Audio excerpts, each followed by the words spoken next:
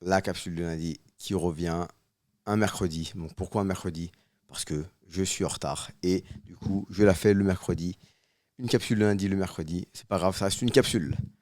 Abonnez-vous à la chaîne, abonnez-vous. N'hésitez pas à aller voir nos sponsors Oko avec le code balèze, les gars, le code promo. Nos gourdes, les meilleures gourdes du marché, les gourdes filtrantes. Et c'est parti pour la capsule. Donc, de quoi je vais parler cette semaine? J'étais là, mais j'ai rien à dire cette semaine et tout. De quoi je vais parler? J'ai pas revu les messages. J'avais fait un imprimé écran des messages qu'on m'avait envoyés, mais je les ai pas en main. Et donc, du coup, je me suis dit, et après, quelqu'un qui m'a dit, Fred, il m'a posé une question. Il me parlait du film Unstoppable. Je sais pas si vous avez vu, j'ai fait un petit contenu court, un petit short où je parle du film Unstoppable. En gros, c'est un lutteur américain qui a une seule jambe, un américain qui a une seule jambe et qui devient champion de lutte universitaire américaine avec les valides. Et donc, du coup, je dis que c'est motivant et tout. Et je dis que, à un passage, je dis, même si j'aime pas trop ce mindset, everything is possible. Voilà. Et il me dit, ouais, j'ai vu ton short et tout. Il me dit, mais pourquoi tu dis que t'aimes pas ce mindset-là? Et c'est vrai que du coup, bah, je me suis dit, ouais, tiens, allez, petite capsule.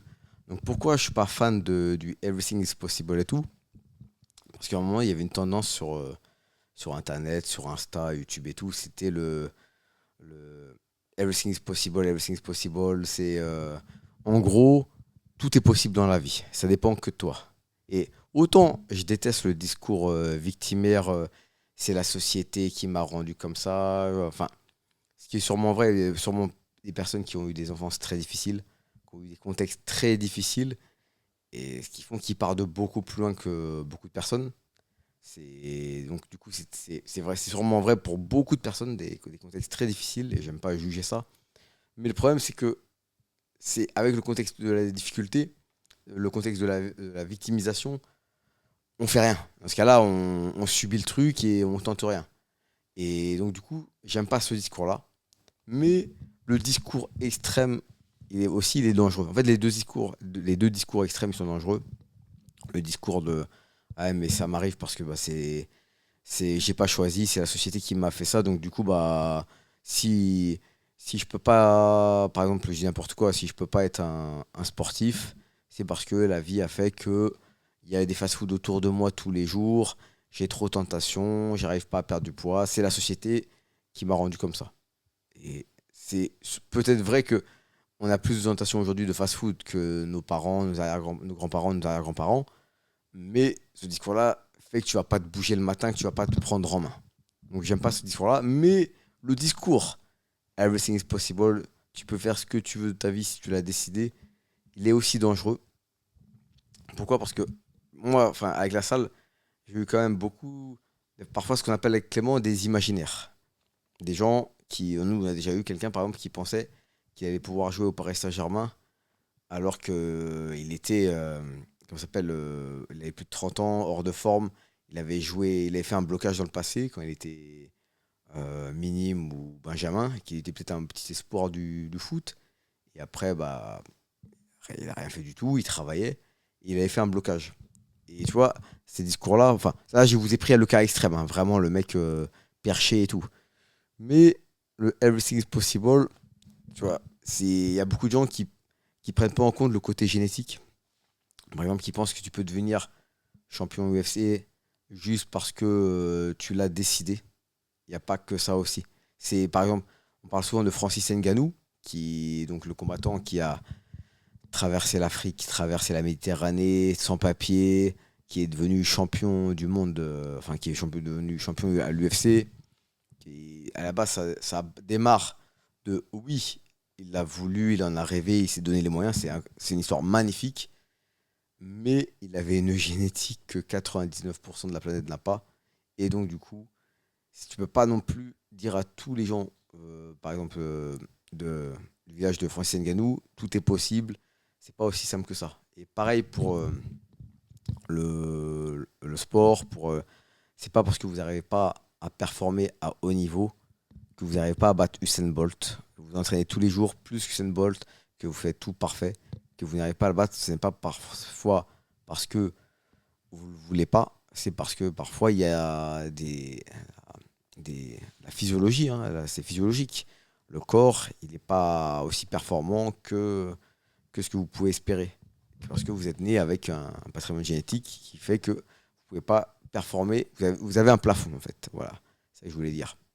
Et le problème, c'est que quand vous avez ce Everything is Possible, vous pouvez culpabiliser en vous disant non, mais peut-être que je ne me donne pas assez les moyens, peut-être que vous pouvez être trop dans la culpabilité et ça peut vous manger quand c'est trop extrême. Ça peut vous prendre vraiment votre vie, hein. On voit des gens qui sacrifient leur vie.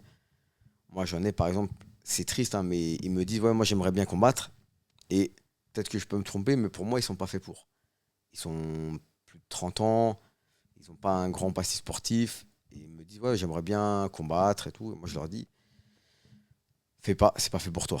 Et ça peut paraître enfoiré, peut-être que je me trompe aussi, mais c'est pour leur éviter de vraiment croire trop, enfin, de, de se perdre, on va dire. C'est-à-dire que faut pas donner trop d'espoir. C'est comme si moi, par exemple, j'ai 38 ans, et je dis à la caméra, oui, j'aimerais devenir joueur de basket en NBA.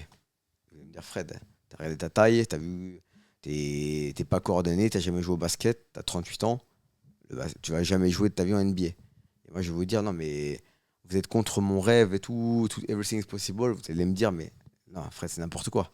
Et vous avez raison. C'est pas détruire le rêve de quelqu'un, c'est le ramener à la réalité. C'est pas. Parfois, il faut être réaliste.